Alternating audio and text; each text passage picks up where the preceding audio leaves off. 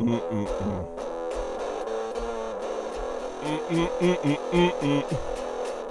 Hello, Mm-mm. and welcome back No. to another episode of Rock On Teresa.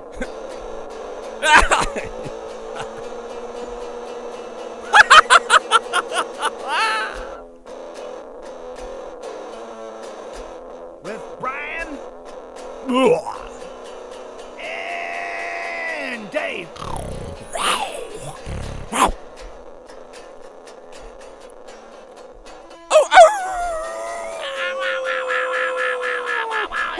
Here we go.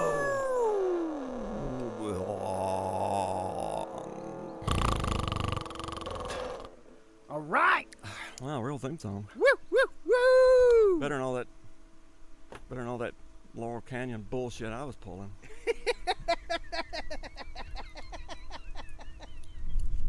That's pretty funny. I got a friend of mine. He just absolutely loves everything Laurel Canyon. I mean, just loves it to the point that it's always like, "Hey man," and you play it, and it's like everything sounds like a lot the same. It's a lot of reverb, a lot of 12-string guitars, a lot of high harmonies, which is great. But sometimes you just need a little ugly, a little mean, a little down, a little dirty. Yeah. Sort of like what we talk about here. Oh, look at this, Dave. I even wrote up a checklist of things to do. You know what's on my checklist? Turn that fucking pool pump off. Fuck off. Oh yeah. Yeah, it was on there for you, Dave. Fuck off. That's coming next. Oh. That's coming Fuck next. off. Turn the pool off and then fuck off. And then fuck off. And then tell Dave to fuck off. Let me Oh no, think. that was number Should one. that be number Well, one? that was number one. That was number one. 1A, 1B. Oh, Dave, it's been a good day to be in Austin, Texas for me. Got to tell you. Really? Something special happened? Yeah, today was record store day, man. Oh, record store day. Doesn't mean a lot to anybody, but to a little vinyl freak like me, I fucking love it. Went and hung out at End of an Ear. Got some cool Flamin' Groovies, some Frank Black. Went over to Waterloo Records. Got some Tom Tom Club. Tom Tom Club? A dude named Bo Jenkins, that looks like some crazy old Detroit blues dude from the 70s. They sold me with the front, it said, Wild Electric Guitar and Wah Wah Bass. I don't know anything about it. That sold me right then and there. Wah Wah Bass. That's not a That was perfect. Just chunk it over there. Wah Wah Bass. Perfect for, and on top of that, it's Republic of Texas Rally Week, so it was nothing but Harleys cruising downtown. Why do all the guys that drive the Harleys all look like Dusty Hill? I was about to say that. All of them are kind of overweight. They have some sort of, they always have like something for their hair on their deal, but they and their old ladies look a lot like. All I can say is that Harley Davidsons must have some really good shocks. That's all I can say. Yeah. I mean, it's just, I get what you're saying, man. I mean, it is quite the same sort of. The frames are sturdy. They have to be sturdy frames. Yeah, I passed a guy on the way out here, and it's like. It seemed like the thing to do would be like to wear a suit or just anything different. You would think. But, it's Have you ever been out there to... oh, this is good. Have you ever been out to the... now it's out at the Dakota track. It used to be out at the fairgrounds. Have you ever been out there for the people that come and camp out there? You talking about this? For the Republic of Texas rally? No, they camp for the whole weekend out there. Oh, hell no. Oh, man. I've never been out there, but I have a friend of mine that goes and does it, right? Right. He tells me these fucking stories about people out there, and they all have, like, to get their pools going, they line their pickup trucks with some sort of plastic and just fill it up with the water, and everybody's hanging out in there. He said, fat naked chicks hanging out in the back of the truck pool.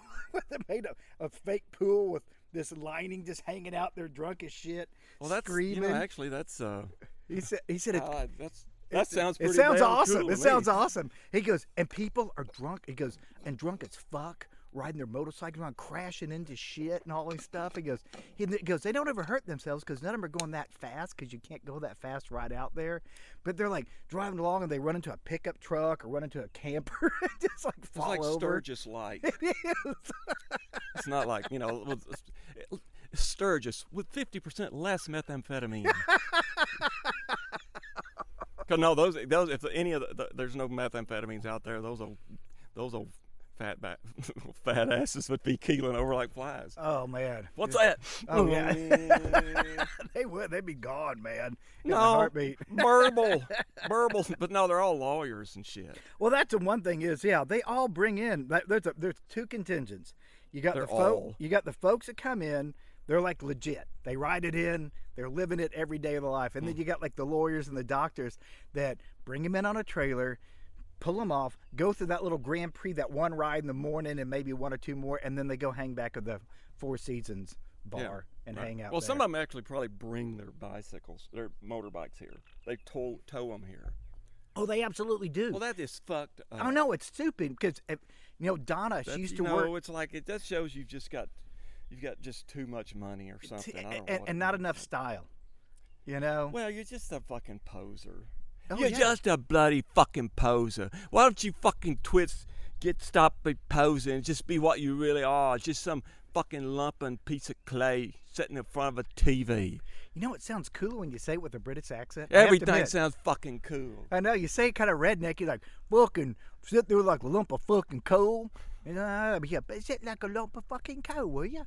It's like, wow. I've been watching like too much Gordon Ramsay lately. So to myself, I'd be, fuck me.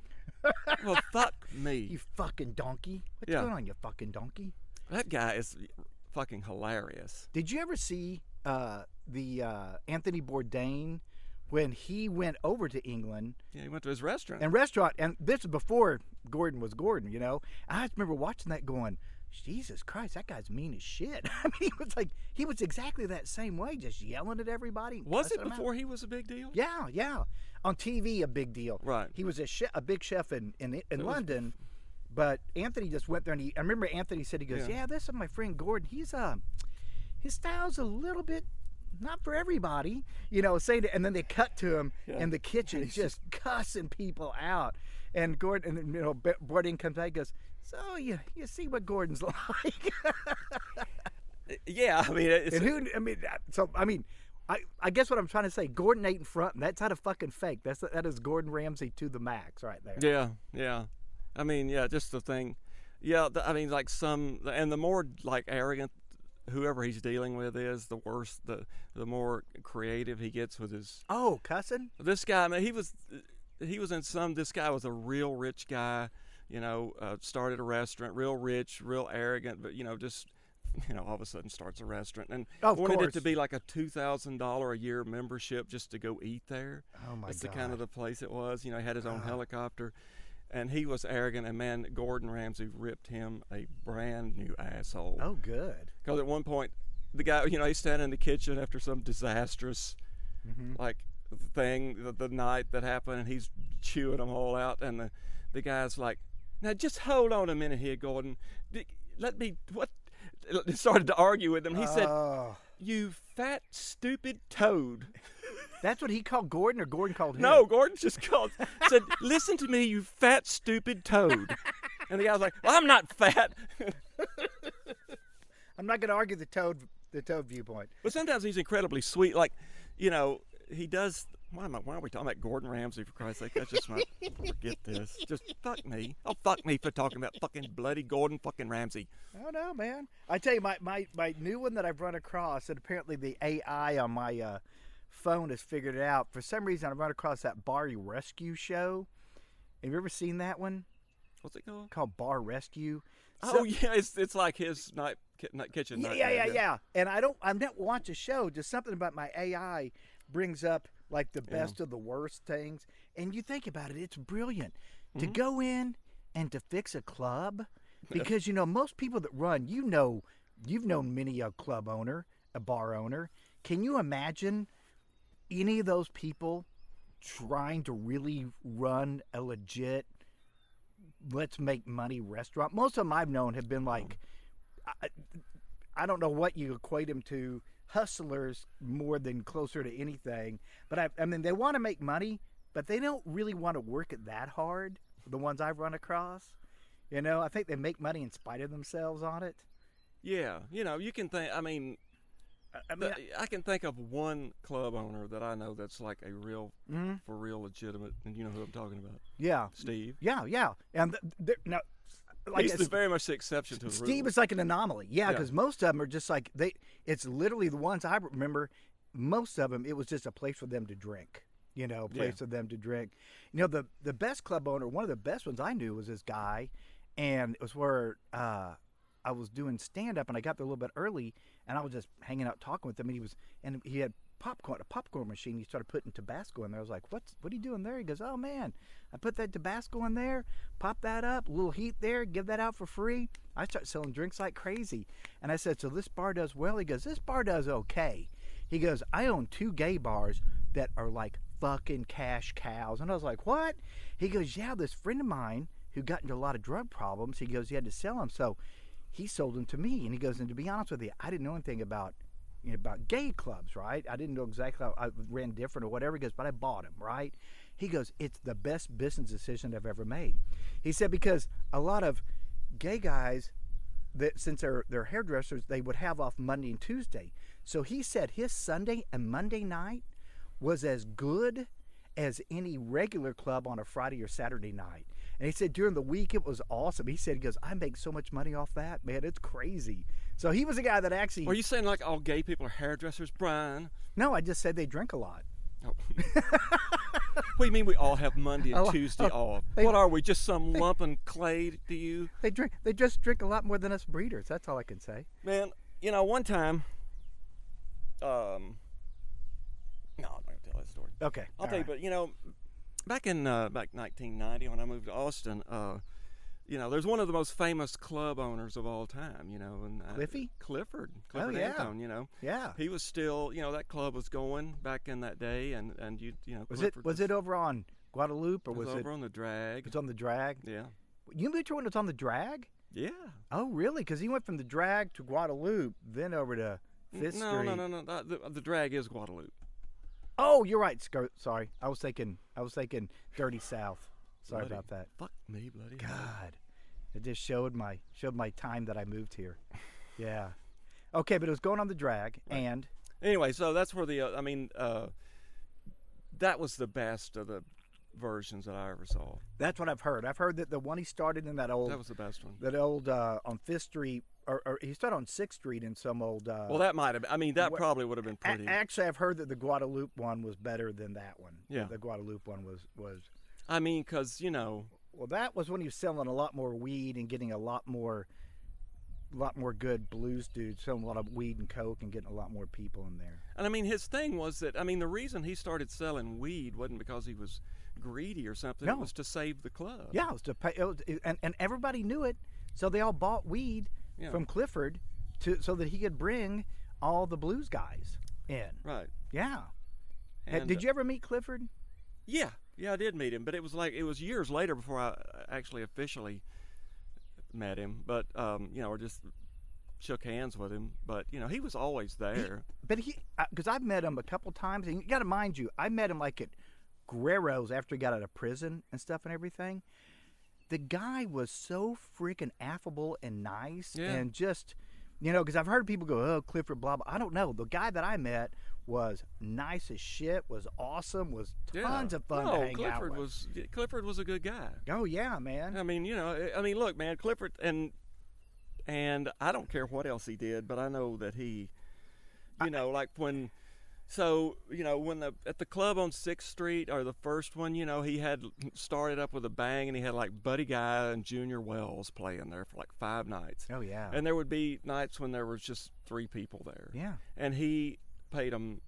Like it was a full club for the whole, yeah. He did stuff like that, like, Muddy Waters would need money, and he'd get Muddy to come play a set of shows. And he's like the best of... He's a real treasure. Oh, no, because he was totally focused on music and musicians, and especially blues. Oh, I agree. I mean, I felt bad for him going to Did he go to prison twice? I think he did. Because he went the first time for weed and the second time for coke, I think, and it was kind of. I think it was always weed. I don't think he was. Maybe I don't know. I know he went. I know he did. He went down twice. I thought it was. I think he did 2 stints, and. But I mean, I mean, can you imagine though? If anybody's going to go to prison, Clifford Antone probably did great in prison. Yeah, I think that's kind of what I heard. And anybody in prison would be like Antone, then they start hearing something, they'd be like, "Oh man, I bet he got treated like royalty." And in I think prison. he's like got a prison band going. And, I think that he started a club in prison. Hey, come on in. Hey, come on. Go on in. Get a shoe shine. It's called the Behind Bars Club. Come on in. We're all in this club. We're all in this club. Come on in. Welcome Come on to in. Heartbreak Hotel. Yeah, I mean, I can just see Clifford running a whole club in there and everything, and just let me come up and play bass at the end of the night. That's all I ask. Just let me play some on bass. a Jimmy Reed song. It would always be. Man, I saw some great shows there. I mean, I saw Albert Collins like 3 or 4 times. Have you ever seen? Go stand right there. Have you ever seen Albert's guitar? Well, yeah, I've seen Albert's guitar. I mean, sitting there looking at but it. I love it. Like he would capo around the 10th fret, or maybe the 13th. Yeah, fret. if you look at his guitar, it's amazing. It's like from the 1st to the 12th to the 9th fret, clean. The wood is pristine. From the 10th on down, just dirty and ruined and just. Yeah. I mean, didn't he have like a 100-foot cord so he could go running way out in the street? He would do that. Yeah, he would do that. Yeah, he was. He would do that. Buddy Guy would do that. Man, who's the first? Oh, the first guy that I think of that might have ever done that was Guitar Slim. Oh, the guy who did the things I used to do. I know who you're talking about here. I never saw him. Eddie something, but yeah. Anyway, so they were their thing was like he would get a guy to, like the bouncer. He would get on the bouncer's shoulders, and like the guy would take him out in the parking lot. Oh my God! Yeah, that is crazy, man. I never had I only had the chance to go to the one on 5th Street, and that one was just a box. Yeah, there was nothing much to that. Yeah, that Yeah, right. It was. Yeah, and the so classic was the. Yeah. That's what I've heard, man. God dang. True. Yeah, I tell you, man. When Clifford passed, it was weirdly weird because everybody was the same way here. I'm sure the people that convicted him, I kind of wonder what they thought, because I guess they had to do their job, right? They had to do their job and convict him and send him to prison.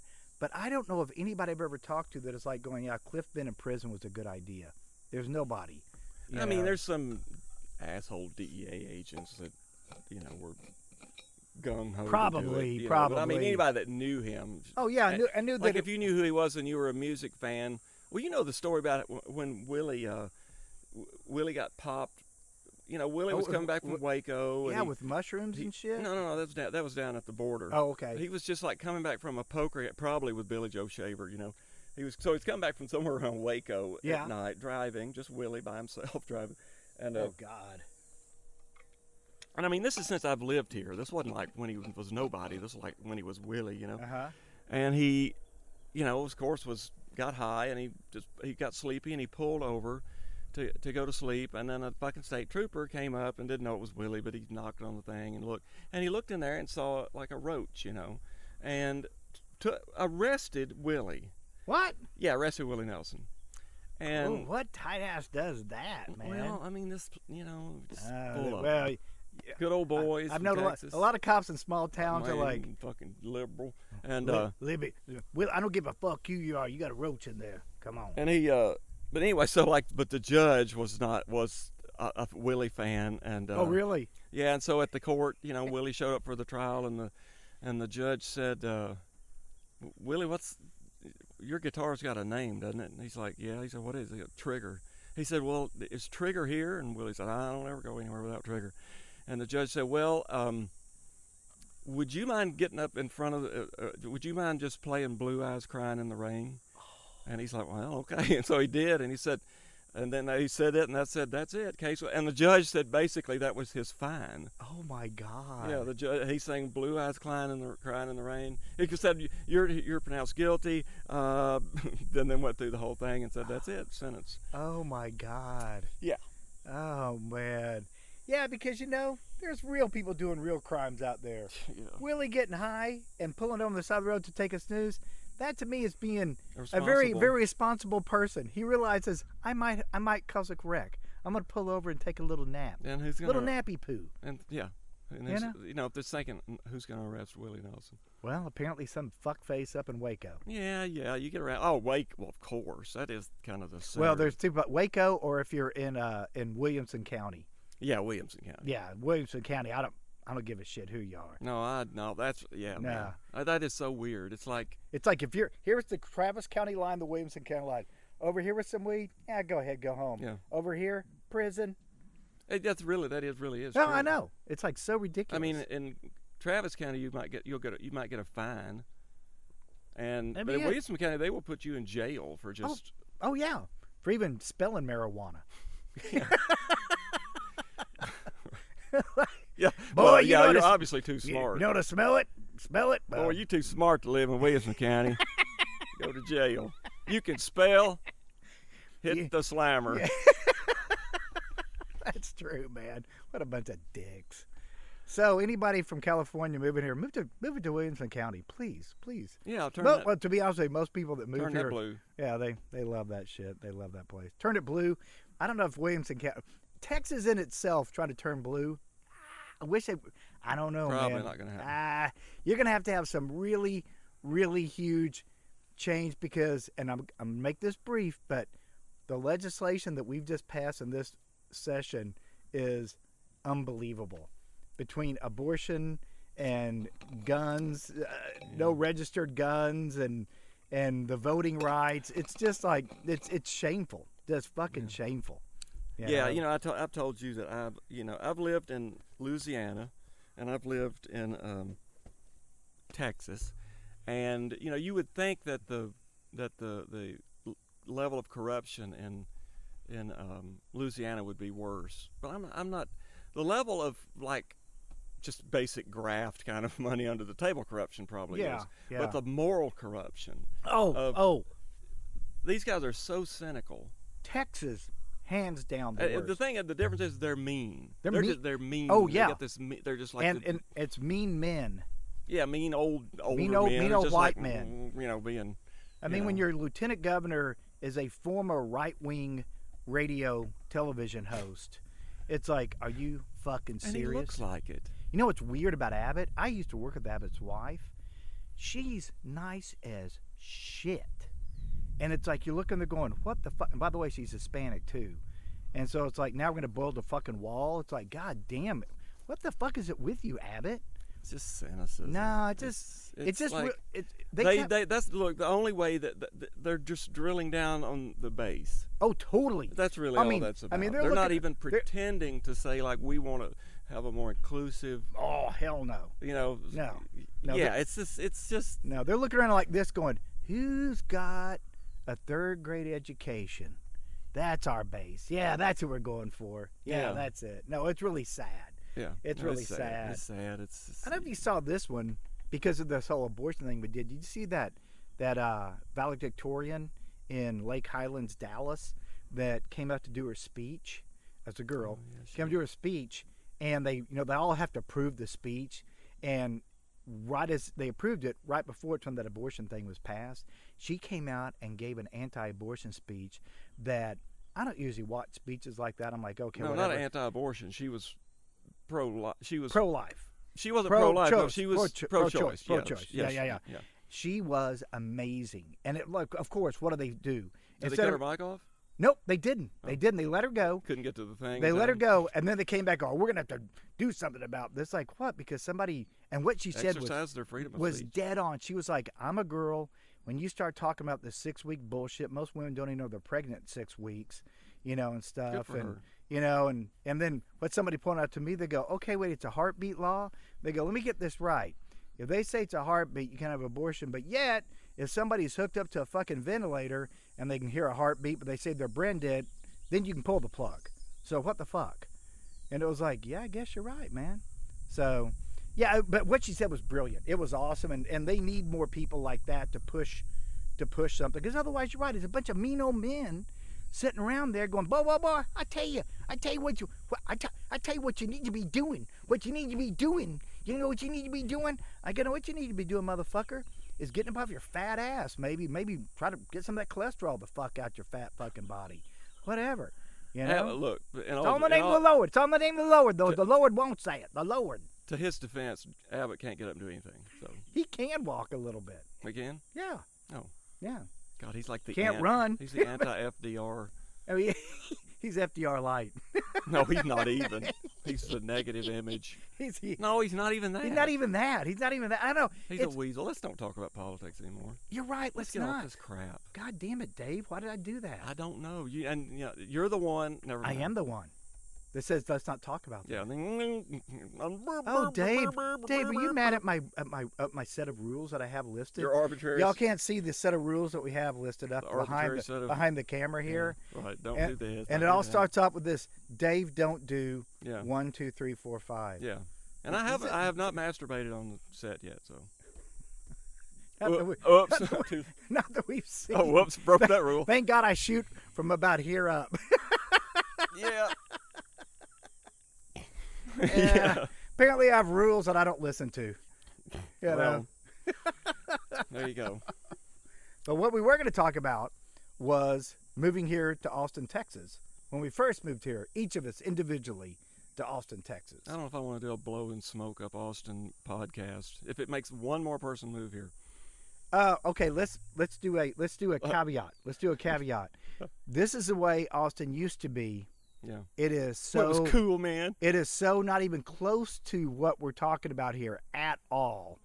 It's still a great town, but the stuff that we're going to talk about here can happen just because of the proliferation of people, the building of all the buildings that have gone up, more than anything, the influx of folks of anything, you know. And so it used to be that there wasn't that many people around to even jack with anything. Yeah. Mentality changed in the late 90s. Well, yeah, it used to be, and it's all economics. I mean, because this town used to be one of those hidden treasures, and I mean it in a way of like both everything that happened there culturally, from a music standpoint and all that stuff, but also financially. It was a very easy place to live. It didn't take a lot of money to hang out in this town, you know, and that in and of itself lent towards musicians and artists moving here, because if you're living in this big old state and you're like, all right, I want to go do something, you find there's one town in this whole area that you can do it in, that's where you move to, you know? Yeah. I wonder how long that's been going back, you know. I mean, like, there's Native Americans settled around Barton Springs, you know, because, just being around, imagine like if you were just some nomads traveling through and then you just, it's hot as fuck like it is any summer. And then you go down there, you're like, hey, man. Find some rivers coming through that are awesome. Yeah. I don't know. I mean, I know that, Donna went to school here in 72, and she said it was wild. She goes, because she saw, like, Stevie Ray playing when he was 16 and stuff and everything. Mm-hmm. And she goes, and you got to mind you, she goes, it wasn't like everybody's going, oh, Stevie Ray. She goes, no, it was just this kid at 16 that was really, really good playing blues music and was really cool. Mm-hmm. But it wasn't like, it was like Stevie Ray. It was just a place that a guy like Stevie Ray, mm-hmm. because his brother had come down mm-hmm. here. So it probably, and how old is Jimmy to Stevie? Like 4 years? 4 years? That's probably. So I would have to say that back in this town was probably pretty wild, starting in the late 60s, maybe more the hippie movement. Probably exacerbated that. It really did.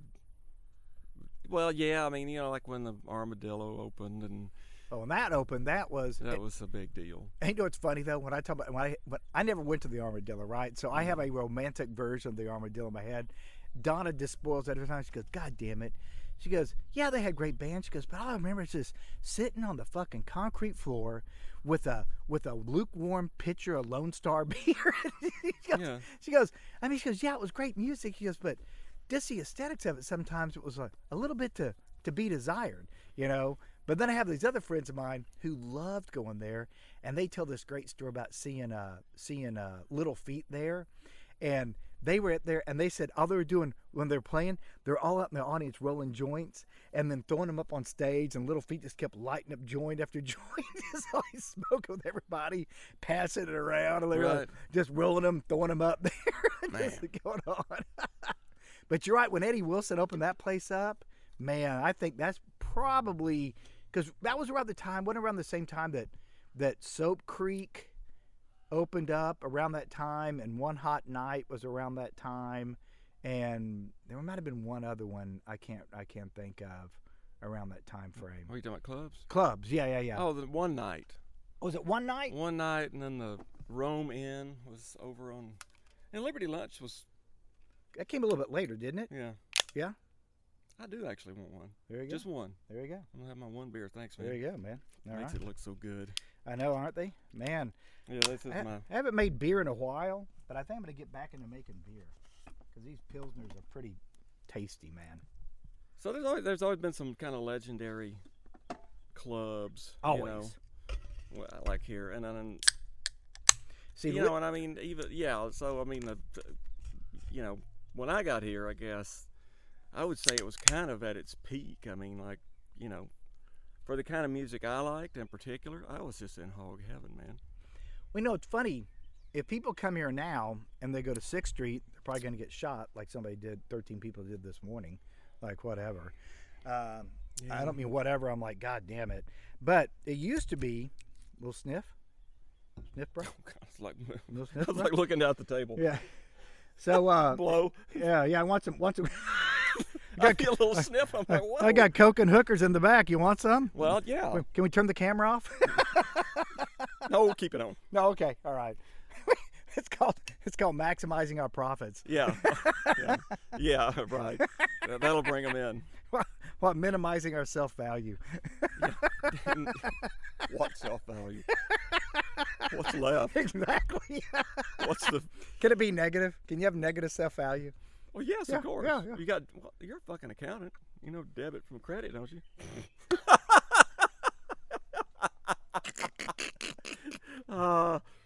I knew that accounting degree was going to come handy at some point. You know, when's it come in handy? And when it comes in handy, when I can assess who you are as a person and how you feel about yourself. Let me get my debits and credits out. It's called self-loathing. Just go get a Scientology personality test. Yeah. Happened to you? Yeah. Oh, the thing. Yeah. But I love when you said you got your test and everything was wrong. What was it? Well, everything was right except just you, period, or that you weren't a Scientologist? What? Well, you said you took that test. Yeah, I took the test. But what'd you say? I forgot. You said that. Oh, you know, she made a big deal. There was some test you take, you know, and she would grade it right in front of you, and then, you know, make a dramatic thing about like the graph going, you know, and you know, up and then, you know, and then finally she put her pencil down and just looked across at me and said, "What happened to you?"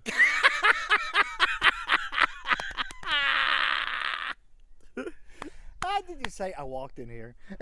I just started sputtering, you know. What do you don't know me? What do you mean what happened to me? You have no idea. And she just said, "That's exactly what I would expect you to say." Oh my God! Like just totally one step ahead. You Was know? she good looking? Oh yeah. Oh yeah. Oh, yeah. cute. Yeah, they know how to sell that shit. That's like whenever you see the tobacco industry, any spokesperson for the tobacco industry, hot girl. Yeah. Hot girl that, you know, it's like they never have those old mean guys. Oh, they sent a girl into work the other day. A girl came into work representing Milwaukee Tools. Oh my God! And she did not take her tool belt off that day to do that job. She was like, you know, super hot. Oh yeah, it's like those calendars. Yeah. Snap-on tools, Yeah, and it's like what? Yeah, and I mean, you know, it totally, you know, and totally worked. We're now sponsored by Milwaukee Tools. Yeah, man, they moved me out of my office to put all the Milwaukee Tools in. You're now working out of your car. Damn Sawzall. My computer was here. Now I've got a router. Yeah, it's a special, Dave. It's a router. Yeah. Didn't you know that's the new computer? Yeah. Milwaukee girl said that. That's what she said. Oh, Milwaukee? That's a beer, right? Old Milwaukee's a beer. Okay, yeah. Milwaukee Tools, that's a tool.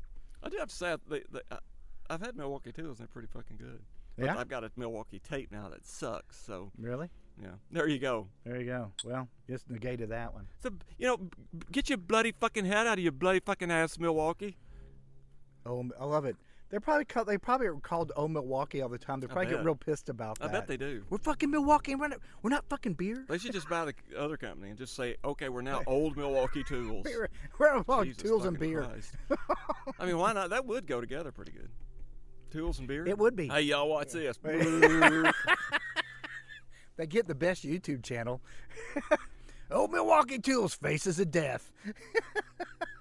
I mean, yeah, that's right. Did you say Faces of Death? Yeah, you ever see that shit? There was a videotape out 1,000,000 years ago. Probably still is, because it was Faces of Death. It was the first probably snuff porn that you could ever watch. Snuff porn? Yeah, it was like snuff porn. And they would show people getting killed, like getting killed by alligators and shit like this. Somebody did a compilation of this and called it Faces of Death and put it out as a videotape. And then it apparently was successful enough to have Faces of Death 2. I don't know if it was a tres, but there was a dose. So, yeah, there we go. Wow. Yeah. I figured you'd have known that. I don't know. I didn't know that. I've never watched it because I remember going to back in the day when there was video stores. I remember going into it'd be independent ones, and then have that Faces of Death there, and you'd look at it and you're like, no, I can't do that. It's too much. That's a great story, Boomer. Oh, yeah, exactly. No, actually, my niece said that to Donna the other day. Oh yeah, okay, Boomer, and Donna was like, "Don't okay, Boomer me. Slap the what fuck the out of you. Fuck. Yeah, give me a break. Really, Boomer me? She just went over there and went. That would have been okay. I think. With a nail gun. I think with an old Milwaukee nail gun and a beer. Get your old Milwaukee nail gun and six-pack. Teach those millennials a lesson or two. Nice tie-in. Oh, Milwaukee. Milwaukee Tools and beer. Milwaukee nail gun. Teaching the young generation, the old generation doesn't fucking care. Yeah, God, what was it?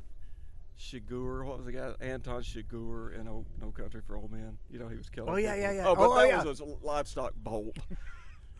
That is amazing. Can you imagine that they sat around and go, and I wonder if they came up with that. It's like, okay, how do we kill somebody? No, that was a Cormac McCarthy book, wasn't it?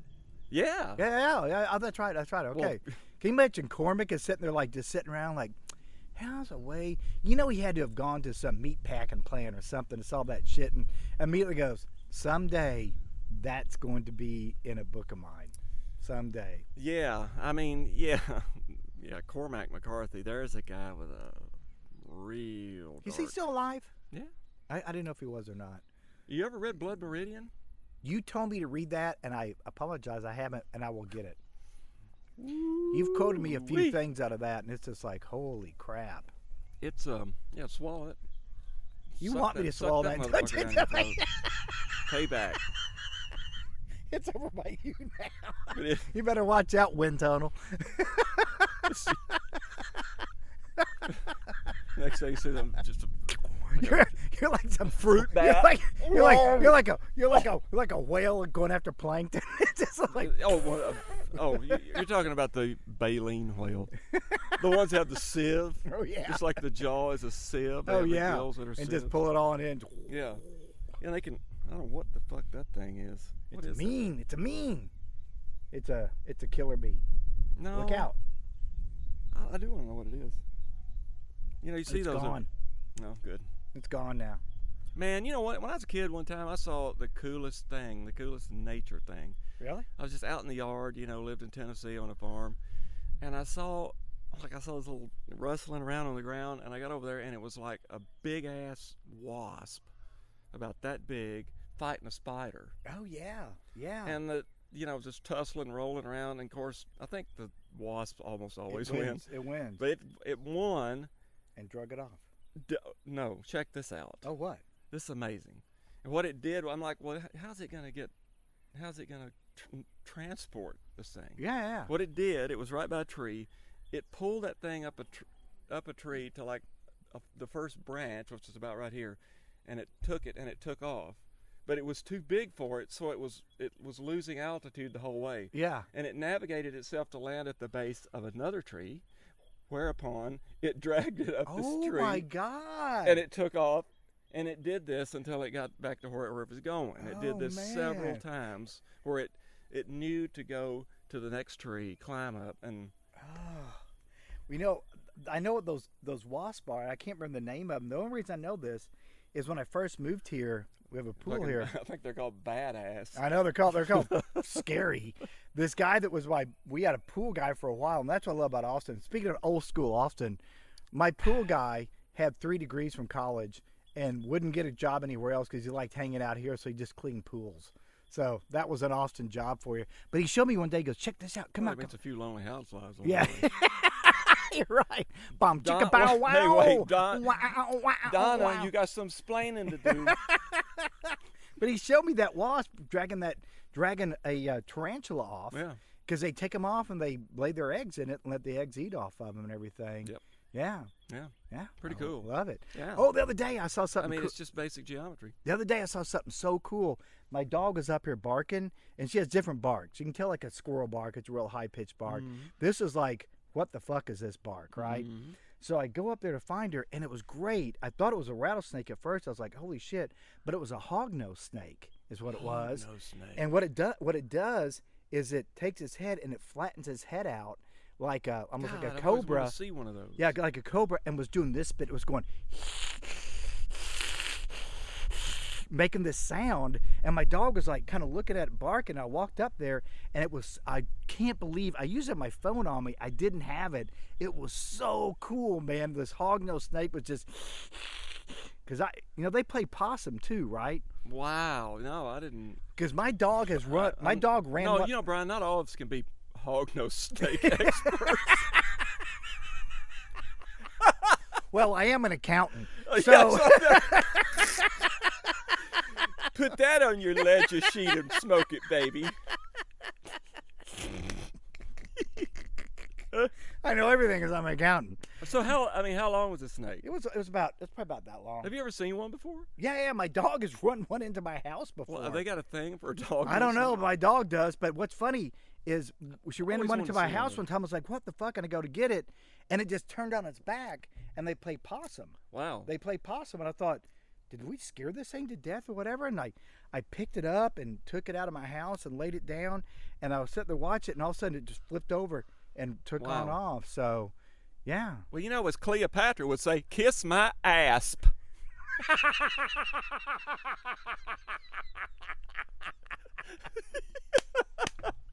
I love Cleopatra channeling Paul Lynde. Well, kiss my ass. I was thinking more Jerry Clower. Oh, yeah. And I will tell you what Cleopatra told to me, which is kiss my ass. God, I heard Jerry Clower routine one time where he was talking about he said, I was sitting in this fancy restaurant, and there was this old country boy kind of like me sitting there with these 2 city slickers. He said you could tell he was real out of place, and said these fellas was talking off fancy talk, and they went to started ordering, and then these 2 fellas ordered some wine, and it sounded to me like one of them said Chevrolet coupe on the freeway, and the other one said possum run up a gum stump.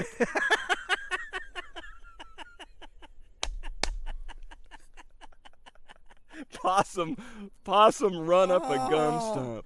Oh man, if y'all have never listened to Jerry Clower, Genius. The guy is from Yazoo City, Mississippi. I'll tell you, and I can't do this justice, but I remember this one joke I remember he did. He was talking about it. He said, this old boy, and by the way, I sound okay. Dave sounds like Jerry Clower, just like Jerry Clower. He goes, this old boy went into one of them massage parlors.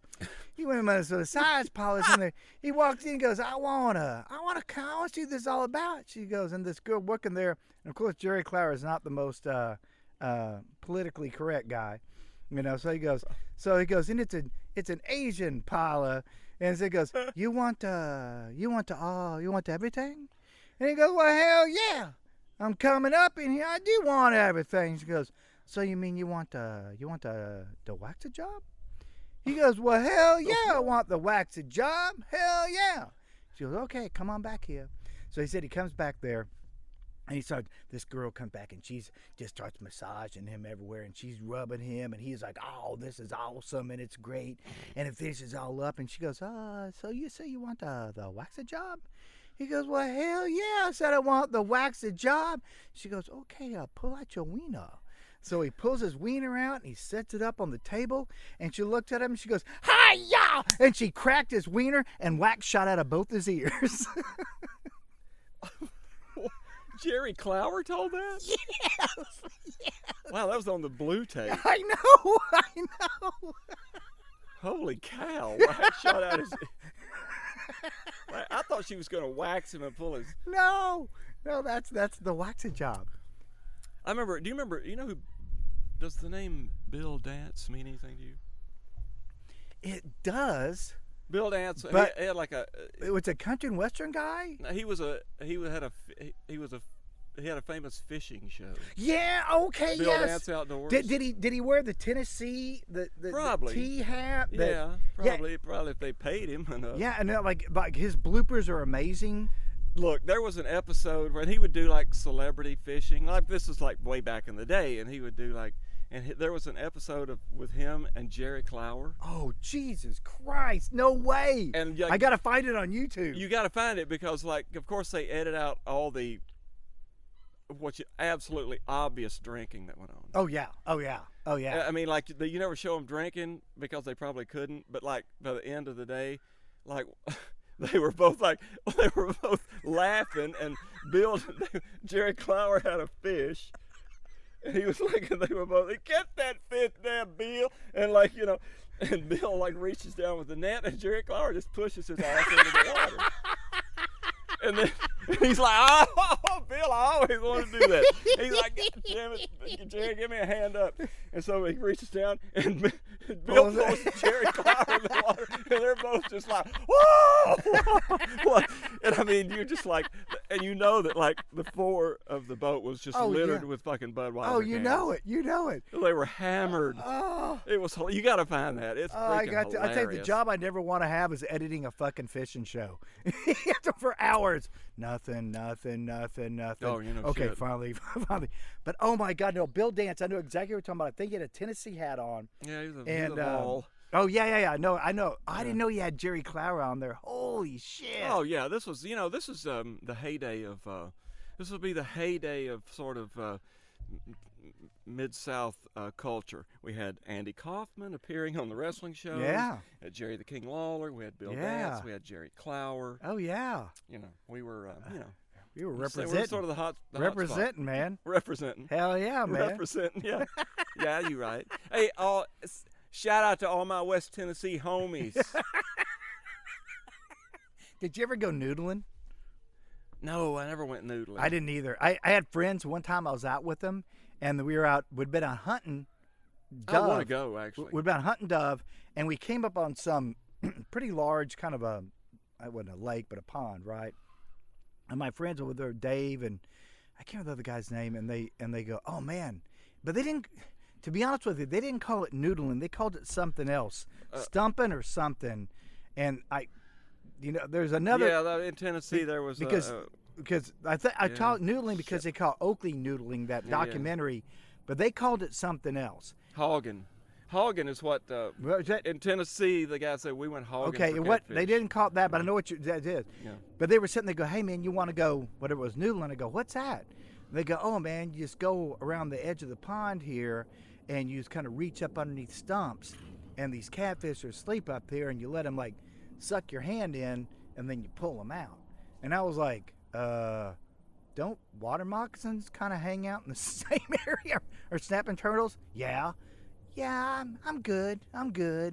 And they went out doing it. Now, they didn't catch anything, but I remember just watching them in this nasty, you know how all those ponds are, brown as shit, up there, just reaching their hands up underneath. I was like, I don't know, man. Well, I'm kind of ashamed you didn't do it. Well, I'm not. Because I just saw, actually, I just saw a YouTube video of Gordon Ramsay doing it. Really? Yeah. Well, I'm an accountant. I'm smart enough to know not to do it. There you go. Yeah. Yeah, right. And I can see Gordon Ramsay noodling. Come here, you fucking donkey. It was all Come this here. bloody fucking hell. Come fucking here, you. fuck you. Come here, you fat fucking toad. But you know Come what? Here, you fat fucking toad. Of course, then at the end, he cooked the catfish. And boy, it was all good, too. It was sauteed in vegetables from it around looked, the area. It was, it looked really good. In mustard and then weed. They went and snorted a bunch of methamphetamine up No, in Tulsa. gypsum weed. Up in Tulsa? Yeah, Shit, yeah, man. yeah, gypsum Up in weed. Tulsa. Yeah. Oh. Yeah. Gordon Ramsay. Okay, I would like to see Gordon Ramsay, Jerry Clower, and Bill Dance on a show. That would be awesome. I would love to see. I would love to send Anthony Bourdain and Bill Dance on a show. I would love to see Anthony Bourdain and Justin Wilson on a cooking show. Oh, boy. Now you're talking. Now you're... I will tell you right now, you have for sure said something. Oh, you know what I mean? Oh, You boy, have said boy, for I sure guarantee you this stuff ain't tasting good, boy. You up in here good? Man.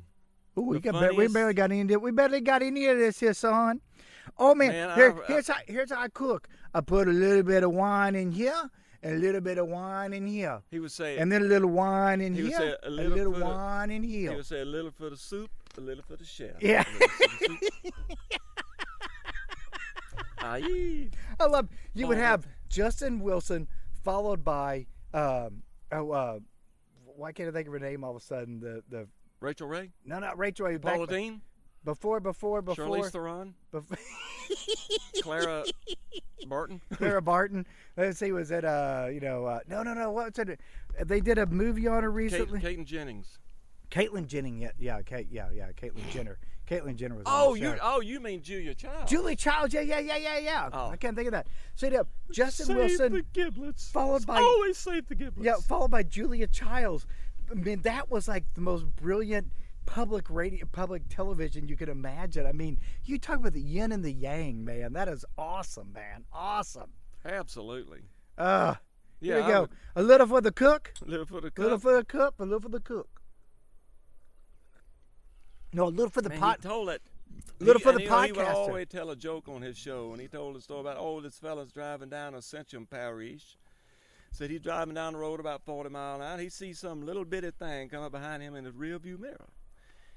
He said this thing pulled up behind him. When it gets closer, he realized it's a chicken. A chicken is right behind him, and he's driving 40 miles an hour. And said all of a sudden this chicken puts his left wing out as if to pass. And said he comes around the car, gets around the car, and puts his right wing out to pull back in, and the fella noticed this chicken had 3 legs. He thought, well, no wonder this chicken passed my car. It's got 3 legs. But he still couldn't believe what he saw. So he just sped up, and he passed the chicken. He turned on his turn signal. He got out in the left lane. He passed the chicken. He looked over as he passed, signaled to go back in. Sure enough, the chicken had 3 legs. Before a little while, the chicken, he slowed down a little so he could check for sure. The chicken pulled his left, took his wing out, passed the man, put his right wing out, pulled in. About a mile after that, the chicken put his right wing out and turned down a little gravel road. And the fella turned out and said, I've got to find out what's going on about this chicken. And he follows that chicken down this gravel road. Said that every time the chicken little feet hit the puff of dust comes up.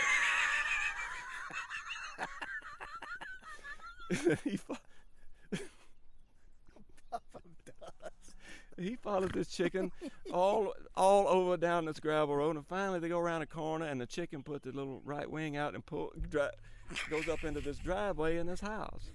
And this fella pulls up in there, and there's these old man, old woman, farmer people. They were sitting up on the front porch in their rocker. And so the fella pulls up, and he goes out, and he gets out of his car, and he starts noticing 3-legged chickens everywhere. Yeah. And he goes up to the fella sitting on the porch. He said, "Hello, mister." And the fella said, "Hello, sir. How you doing?" He said, "Look, I'm sorry to bother you people." He said, "But your chicken just passed me on the highway 2 times." He said, "I noticed he had 3 legs." He said, "I decided to follow him. I get out here and look, oh, lo and behold, you got a whole yard full of 3-legged chickens." He said, how did this come to be? And the fellow said, well, it's like this. Said, we only have one child. And said, I like the drumstick, my boy likes the drumstick, and my wife likes the drumstick. So I figured a way to breed a special chicken that's got 3 drumsticks. And the fellow said, that's amazing. He said, tell me how they taste. He said, I don't know. I've never been able to catch them.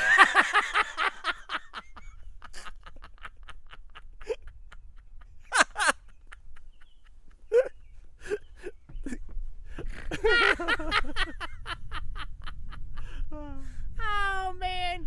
Oh, I think we're just gonna go straight country jokes from this point on. Yeah, why not? Straight country jokes, man. Oh my God, that is awesome. That is awesome. Oh my God. Okay, do I know a country joke? I do know a Clower joke. Another Clower joke. Oh, good. This okay, and I love when you tell these jokes. You gotta do a Southern accent. Otherwise, you're not telling it right. You're not telling it right. He goes. Yeah, this old boy. He goes. He come down. He goes. I want to buy me the best bird dog, hunting dog you got. And he goes, oh, here's the best hunting dog I got right here. He goes, he walked around and looked at him. This guy goes, I'll take him. He goes, you take him. You got any problems with that dog, you bring him back to me because he's the best hunting dog you'll ever have. So he takes him out hunting. He takes his dog out hunting. And they're duck hunting, right? Takes him out there. He shoots a duck. That dog jumps out and just sinks right to the bottom of the lake.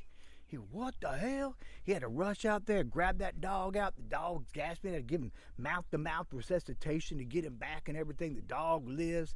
But this guy was like, I don't care how much that dog lived. He goes, he said the best hunting dog, and he ain't the best hunting dog. So he takes him back, that old boy. He goes, man, you tell me he's the best hunting dog around. I took him out duck hunting. He jumped in the water. He sunk like a rock. What the hell's going on?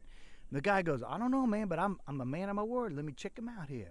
So he walks around that old dog. He looks around the whole thing, gets in the back, looks right at the back end, and the old boy reaches up and grabs the dog and just squeezes his tail. Squeezes his balls. When he squeezes his balls, his butthole just shut down like this. And he got up, he goes, I'm so sorry, sir. I had him set for quail.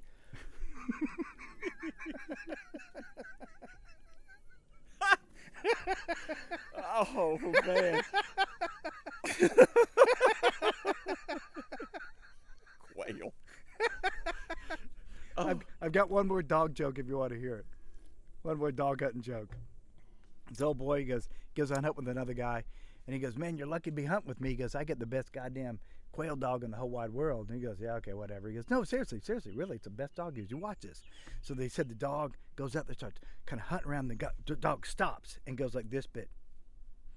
He goes, what the hell's that mean? He goes, that means two quail are going to fly to the left. And that dog flushed him out. Sure enough, 2 quail shot off to the left. Boom, boom, they got both of them. The dog starts going around, then stops and goes, and then goes, what does that mean? He goes, that means 2 to the right, 1 to the left. He goes, I'll get the right, you get the left. Flushes them, 2 to the right, 2 to the left. Boom, boom, boom, gets all of them right. He goes, oh my God, that dog is like the most amazing bird dog I've ever seen, hunt dog I've ever seen. He goes, all of a sudden the dog starts hunting and goes over a little hill, right? And they're kind of walking up. And all of a sudden the bird dog comes back over the hill and he grabs a stick. He gets a stick in his mouth and lays it down, starts shaking it and lays it down and starts fucking humping the stick. He goes, what does that mean? He goes, that means there's more fucking birds on the other side of that hill and you can shake a stick at.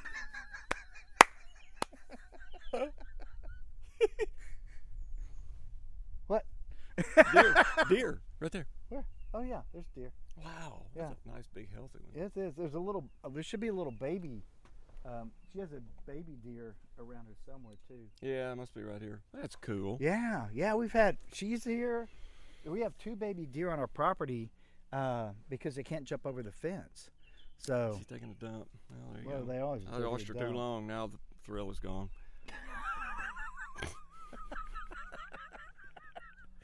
Well, nature. What can you do about it? You know. Yeah, there you go. Nature calls when nature calls. You heard the joke about the guy that moved to? There's a city slicker moved out to like. I love city slicker. Love city slickers. Yeah. Jokes. Oh, I got a couple of those. But anyway, the city slicker moves out. He's tired of the city. He moves out to the middle of some valley in Montana. He got a cabin. He finds a cabin out there. Builds a cabin. He's living out there by himself. Completely by himself, totally self-sufficient, hadn't seen anybody like 6 months, somebody knocks on the door.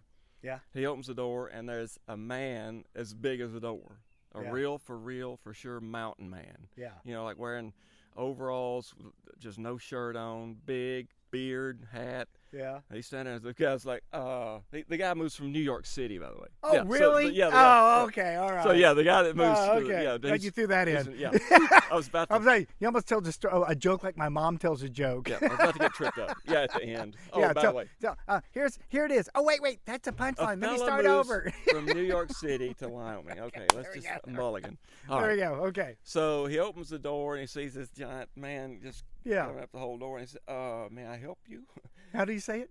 May I help you?" I love that face. Oh. And the guy's like, well, look, man, sorry to bother you, but, I'm your neighbor from the next valley over, and I know you moved in a while back. I want to give you some time to settle in, but I want to come say hello, and also I want to invite you to a party over at my place tonight. And the guy's like, really, what are you? He said, that sounds pretty good. I hadn't seen anybody in like 6 months. That sounds pretty good. Yeah, I'll come on over. He said, now, hold on. He said, before you agree, there's a few conditions. There's always conditions. He's like what? He said, for one thing, there's going to be some drinking going on. He's like, hey, I've been out here 6 months by myself. I hadn't had a drop to drink. I used to drink everybody under the table back in the Bronx. He said, I can handle myself. And the guy said, good. Next thing is, might be some fighting going on. And the guy said, hey, you know what? Hey, I love your character. hey, in the Bronx, I was the Golden Gloves champion of the Bronx for 3 years running.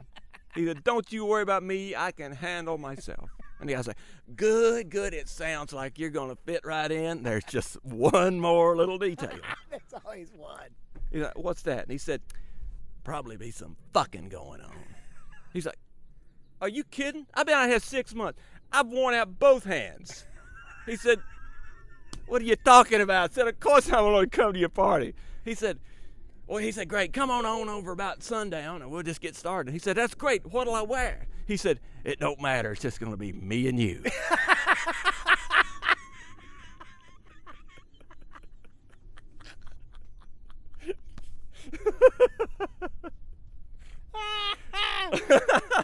And thus, that's how the movie Deliverance became. Yeah. That's it. Just going to be me and you.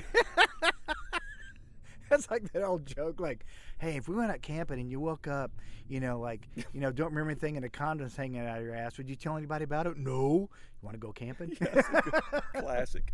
You know where I heard that joke? A guy named Pete. Mr. Rogers. At the Continental Club. You did? Yeah, the guy named Pete that used to be in a band called $1,000. The Neptunes. He was in the Neptunes, man. That was before your day. That was before my day. The Neptunes, there was one of these local, there was a few local Austin bar bands, the Vanguards, the Neptunes,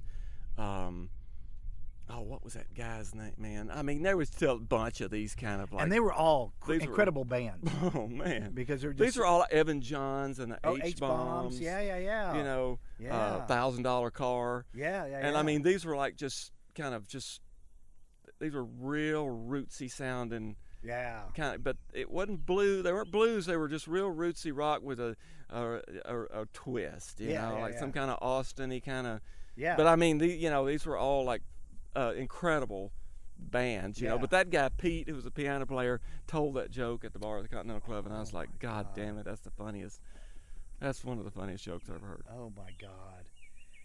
Yeah, man, I tell you, man, it's so funny because as a like doing stand-up comedy, I don't remember a lot of jokes. It's a dying thing. I don't really remember a lot of jokes. Jokes are dying out. But I'll tell you a joke.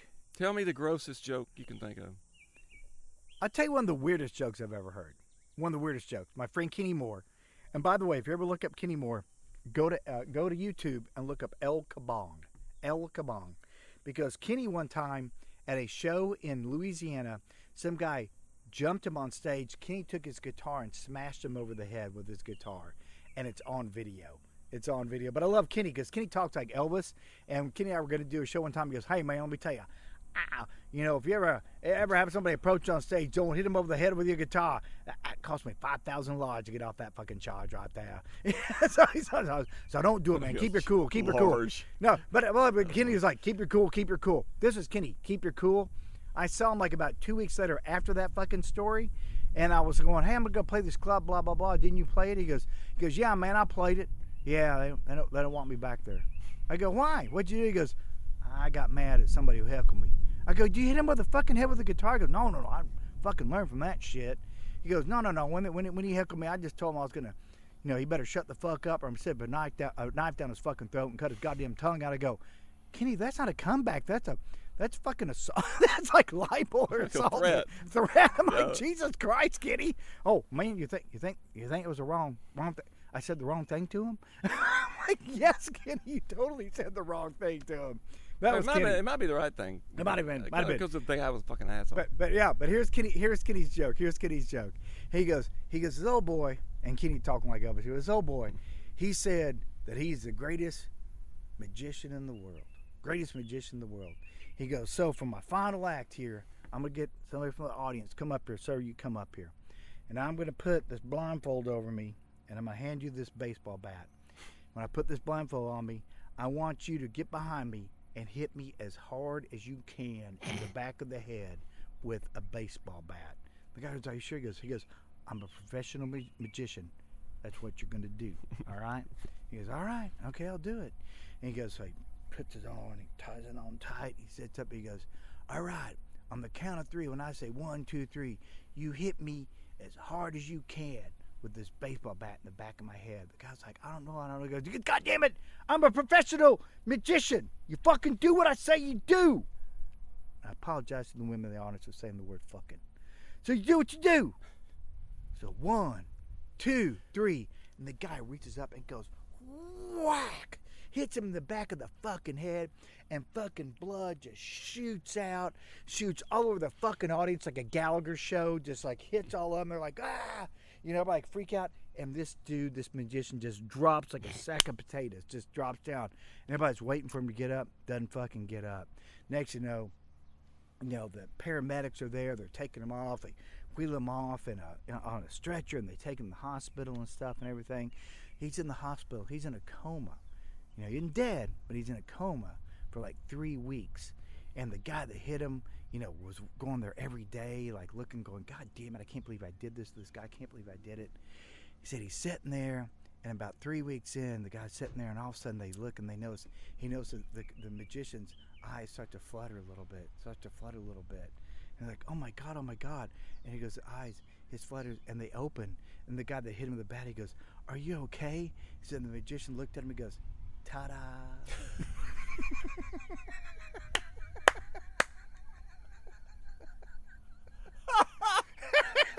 Wow. I had no idea. Ta-da. Oh, man. That's awesome. That's Kenny Moore's joke, not my joke. That's Kenny Moore's joke. Oh, man. I love that. That's awesome. Hey, Brian, how can a hillbilly tell when his mama's on the rag? Oh, no. His brother's dick tastes funny. Ta-da! Oh my God! Oh my God!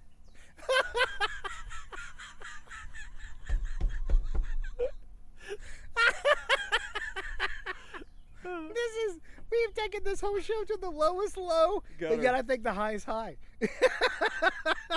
Yeah, we're in the gutter now. We are. We got nowhere to go but up. Or as Gordon Ramsay say, we're in the shit now.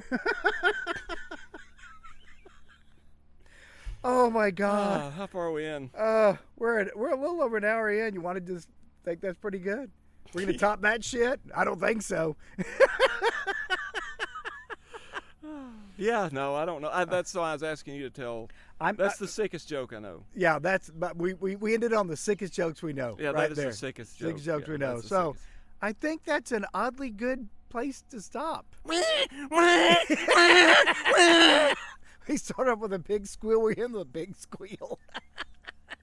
Did we start off with a pig squeal? Yeah, whenever I was playing the song, you started squealing. Oh. With it. Yeah. So. Oh, we did talk about a hog nose snake too. Yeah, we did. Wow. Oh my God. I see 2 themes. I see hog no steak, Gordon Ramsay, and Not even- and country jokes. Yeah, that's it. Country jokes. Yeah. What were we supposed to? I don't. We know when we were. Okay, this is our original theme. Was when we first moved to Austin. Was our original theme of the bands we saw and everything. So I guess we'll do Now, that. you know, I tried. You I remember did too. I You said, did. I said when I moved You here, did. Clifford Antone, but I knew I was like, well, that's it. That's the sign. If we don't follow that, then we're just going. No. You did. Which is You great. Did. You did, and it was like I tried. I just tried. You but did, it and went better. It's better. And we'll do next time. No, Next time this that'll is be better. That'll be our next time. We're gonna start every show off with Clifford Antone and see where it goes. No. From that Oh point. yeah, I could do that. Yeah. No, I think this went pretty good. No, The jokes. This was Jerry Clower. This was so not what I expected. Yeah. And it was awesome. Well, you know, we hadn't done it in a while. We haven't done it in a while. So you know, we had our moments. We You know, did. the Rack on Teresa was frankly on the brink. It was. Yeah. Dave and I had to have a real heart to heart, and we did an improv show that nobody will ever see. Yeah. Yeah, it was awesome. Famous loss. We found out that when it comes to improv, you can't interview an improv. I mean, it's kind of like that time when you two almost broke up. Yeah. They did. Metallica, you know, they made a whole movie Well, about you it. know, REM almost broke up. Well, they did break up. Well, they almost did one time early on. They did? Yeah. God, thank God that didn't happen. No, they were almost. Bill Berry was the one that wanted to break up because they weren't touring as much, and he wanted to tour. he wanted to tour more, and he was like, and thank God they didn't. You know, thank God. So, like I said, Oh, that's that. you know, I guess what it comes back to, I fucking love music here. That's all I can say.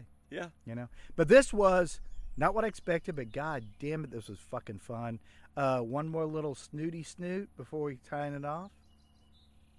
Okay. Grab a snoot.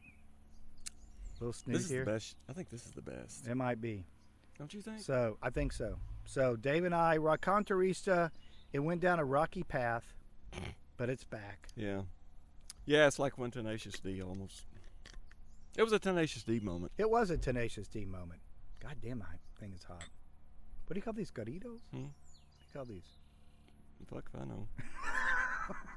I want a divorce.